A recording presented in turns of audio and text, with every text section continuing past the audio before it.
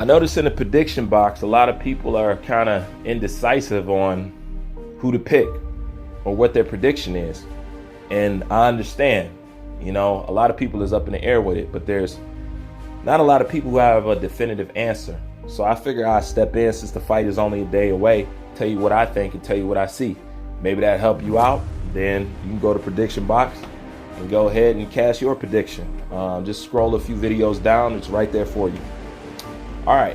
As far as Deontay Wilder and Tyson Fury goes, okay, to a lesser extent, there's nothing really to critique or look at when it comes to Tyson Fury because he's pretty much complete.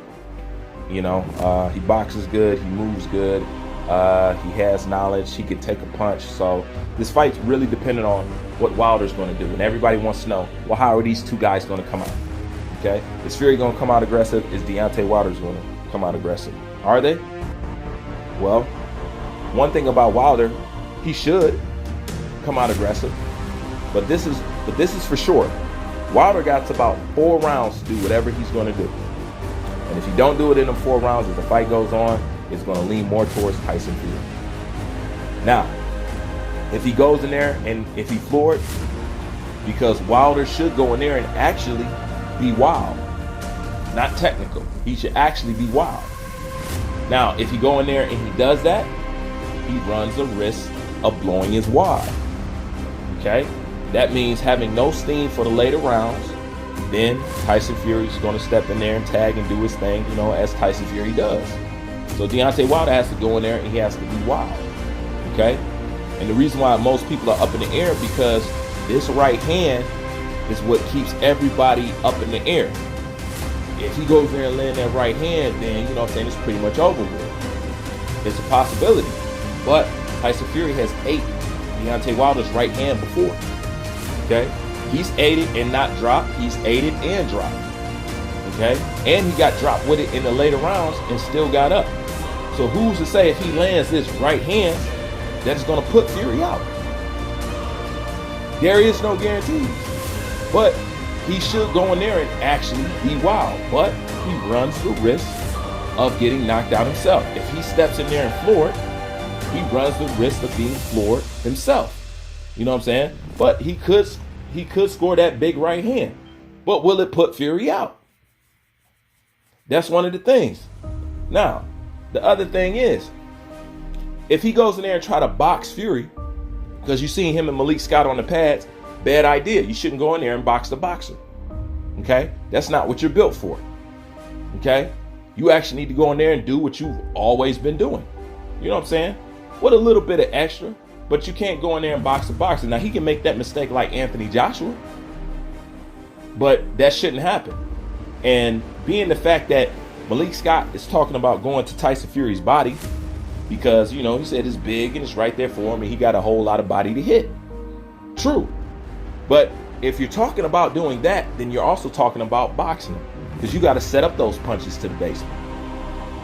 You got to have some throwaway punches to get to that basement. So then you're talking about boxing. We all know Tyson Fury is a better boxer. So what is Deontay Wilder's best choice? To get in there and floor it. But if he gets in there and he floors it, he runs the risk of blowing his wad if he can't get it off. Okay? Now, we didn't see Deontay Wilder training, but the one thing you ain't seen Deontay Wilder doing is no strength and conditioning. Yeah, you seen him lifting some weights, working on his upper body, but like I told you before, and I said this a long time ago, Deontay Wilder at least needs about 10 pounds of muscle in his legs to balance him out. One of the main things should have been worked on with Deontay Wilder is his balance and his coordination, because he's a little bit bandy-legged. That's why he was flipping and flopping all over that ring. His balance and coordination. We've seen Deontay Wilder walk, slip, and hit the canvas, and nobody touched him. Right? So the balance and coordination is only going to help with his punching accuracy and power. And being the fact that you put some weight in the bottom of them legs, since power comes from the ground, it only increases what you're trying to do. Okay? Now, you ain't seen him run, and you definitely ain't seen him do no wind sprints. Okay? None of that. The conditioning part, the functional part of boxing is just as important too. And the other thing is this. I seen him work on the pads and do all that other stuff and it looked good. The question is, did Malik Scott work on Deontay Wilder fighting going backwards? I doubt it. Most of that ass whooping was dished to Deontay Wilder while he was stepping backwards. Because most people knew for a long time when you analyze Wilder that he couldn't fight going backwards. That's why Tyson Fury stepped to him like he did.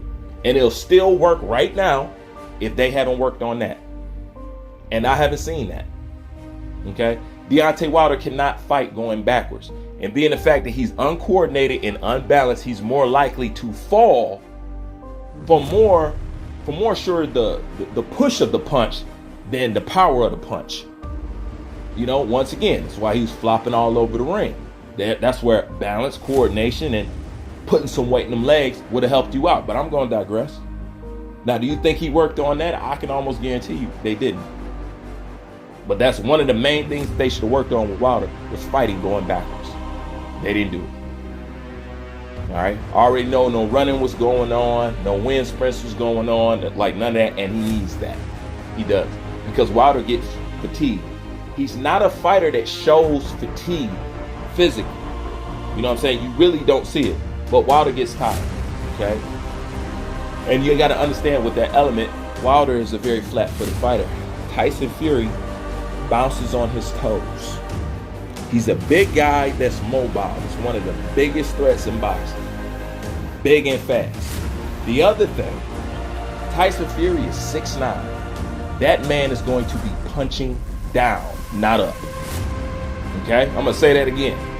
He's going to be punching down, not up. What is Wilder? 6'5", 6'6"? Okay, so he's going to be punching up. All right? So when we talk about fatigue and conditioning and stuff like that, that stuff comes into play. And also, when you're punching down, you know what I'm saying, the punch is going to feel a little bit different, if you know what I mean.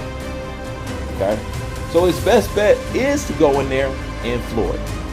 But if he floors it, he risks getting floored. Could he land that right hand? He could. But this is the other thing. If I was Malik Scott, I would work on another way to disguise his right hand. Because at this point, everybody can see Wilder's right hand coming a mile away. For those that can. I'm not going to say everybody. But you can see Wilder's right hand coming from a mile away. They should have worked on some more techniques for him to disguise that big-ass right hand. Because you know when it's coming. You know what I'm saying? Wilder dips his head to the left, dips his head to the right. Here it comes. Here it comes. I can tell every time he's lining up that famous 1-2 or getting ready to throw that right hand. I can see it every single time. So I know Tyson Fury can see it. And then again, the big question, if he lands it, because Tyson Fury has been hit with that right hand and not get dropped. He's been hit with that right hand and he's got dropped in the later rounds and still got up. So who's to say that that right hand is going to save him? This right hand is why people are undecisive in the prediction box. But you got to understand, Tyson Fury already ate that. Now give and take. He could go in there and totally clean his clock. Yeah. Just like he totally could have did it the first time. Just like he totally could have did it the second time. Tyson Fury only got better. And I think he's only going to be more better now. So what are the chances that that right hand is going to be the thing that does the job at the end of the day?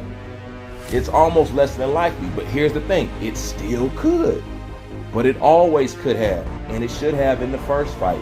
And it should have in the second fight. But it didn't happen.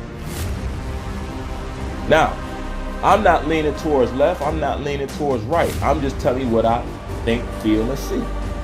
Maybe that'll help you out with y'all predictions in the prediction box. If you haven't made your predictions, like I said, scroll a few videos down. Go ahead and put it in there. I just seen people a little bit undecisive, but people want to know what I think. People also want to know who I'm going to pick. At this point, I'm going with Fury. My brain says Fury. Okay? All right. I'll see you guys later.